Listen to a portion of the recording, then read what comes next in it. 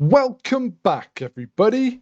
In this video, we're going to look at how to improve our jumping in Unity. So, when you're ready, grab your jumping boots, let's crack on. Take a look at these two jumps.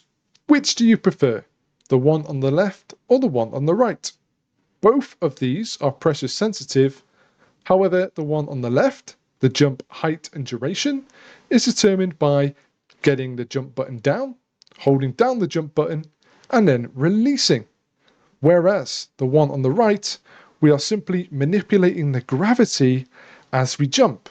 The gravity is stronger coming down, which gives it a weightier feel, and applies a nice resistance at the apex of the jump to get a good hang time. So, if you're making a platformer and your character could use an extra spring in their step, go ahead, open up your player controller script, and let's take a look at this code in more detail.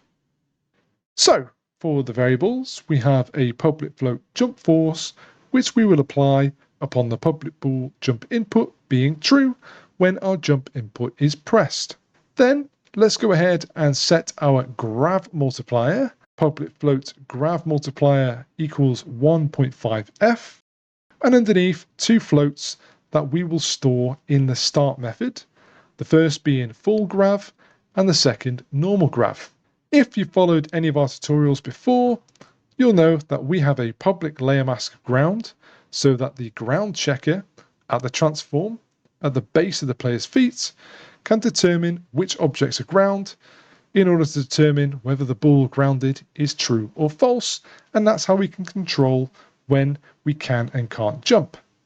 And of course, we need to have a rigid body to apply this jump force to, and our animator, just so we can see our jump animation in action. And as usual, in the start method, we want to get our rigid body and animator components, and we'll also set our gravity variables. We'll punch in that the fall grav equals physics.gravity.y multiplied by our grav multiplier, whereas normal grav will equal physics.gravity.y. By default, the physics in Unity is at a value of minus 9.81, which will be stored as our normal grav, whereas that same value will be multiplied by our grav multiplier to create a much stronger pull. My project is in 3D, but this can be applied if your project is 2D by adding physics 2D instead. Next, in update, unlike the previous code, we're going to have a single input if input.getKeyDown, keycode.space, and grounded, then jump input equals true, and of course, set your grounded bool to control your grounded parameters in the animator. Then, we also want to create a private void fixed update where we will punch in the raycast for the ground checker as covered in a previous video, but we'll review it for those that are joining us for the first time. We'll create a raycast hit, call hit. If the physics.raycast, then in the brackets, the position from where the raycast will be shot from, that'll be our ground checker.position. The direction it will be beamed, vector free down, out hit to determine what object it's hitting, and we'll give it a length of 0.3f and the layer mask of ground. If the raycast is hitting any object on that layer, then grounded is true. Otherwise, we're not grounded, it's false. Then underneath, if jump input, then jump. And we'll punch in jump gravity as well. So go ahead and create a void jump and a void jump gravity.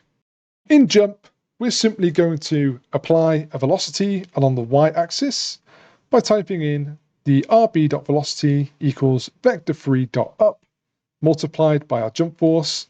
And of course, as we are jumping, therefore jump input is now false, allowing us to jump again once we hit the ground. Now, just to demonstrate, go ahead and hit save and head back into Unity. In the inspector, apply the player controller script. You can follow the same values that I've used here. I have a jump force of 6, My grav multiplier will be 1.5, of course. For grav 0, normal grav 0, they'll be assigned on start. For the ground, select a ground layer. If you need to create one, select the objects you wish to have as ground, go to the layer, create a ground layer, and assign like so. And we also want to grab that ground checker, which is an empty game object from which our raycast will be projected from, is at the feet of the player. Go ahead and drag that into there like so. Once you're all set up and ready to test, go ahead and hit play, and you'll see that no matter how hard or how light we press, our jump is always going to be the same height equal to our jump force. There's no resistance, and it still feels very floaty. Let's go back into our script and apply those gravity changes. To manipulate the gravity, we'll do this by determining the height of our character along the velocity on the y-axis. Let's create an if statement that says if the rb.velocity.y is less than 0, meaning that we are falling, then the rb.velocity plus equal vector3.up multiplied by the full gravity multiplied by time.delta time. This means that the gravity will be increased and give us a weightier fall. Else, if the rigid body.velocity.y is greater than 0, meaning that we are in the process of jumping, and we release our jump input, then the rigid body.velocity, similar to before, will be plus equal vector3.up multiplied by normal gravity multiplied by time.delta time. This will allow us to have short hops depending on the pressure of our input against the normal gravity value.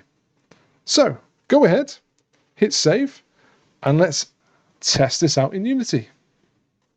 Now, when you tap your jump input, you should do a short hop. When you hold it down, you perform a full extended jump that has a little bit of hang time at the apex, thanks to that stronger gravity pulling us down for a much heavier, weightier feel.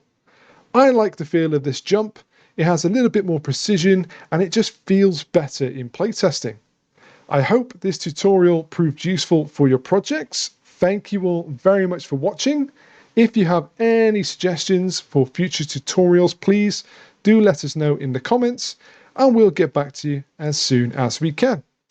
Thank you all very much for watching, guys. Take care, and I will see you soon.